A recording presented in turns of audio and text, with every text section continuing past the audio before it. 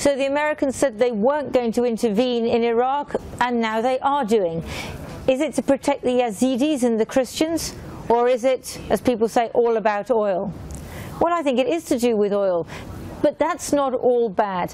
Kurdistan, the north of Iraq, is the most stable, prosperous part of Iraq, and that's partly because it's got an oil boom. Yep, they're all there. Chevron, ExxonMobil, lots of British companies too, and with them come a lot of oil service companies. And because of that, yes, there are Americans and British there, consulates, spies, diplomats, all those kind of people. And what the Americans and the British think is that it's a core Western interest to protect that. Now, is that all bad? I would argue that prosperity in Kurdistan is a very good thing. It employs people, and Kurdistan has been a refuge for people from other more turbulent parts of Iraq.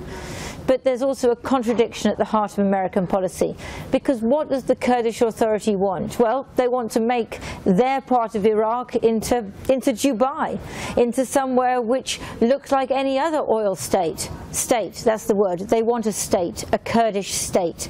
And they think that the only way to do it is to split off from Iraq. And they have a very good point. Look at what's happening in the rest of Iraq. But the Americans say no. They say you've got to carry on being attached to Baghdad. The Kurds say no, this is their moment. But they've got IS, the Islamic State, on the border. Kurdistan is the buffer zone between the jihadis, the crazies, and Europe. The Kurds want their own state. The Americans want that area to remain stable for oil and for other things.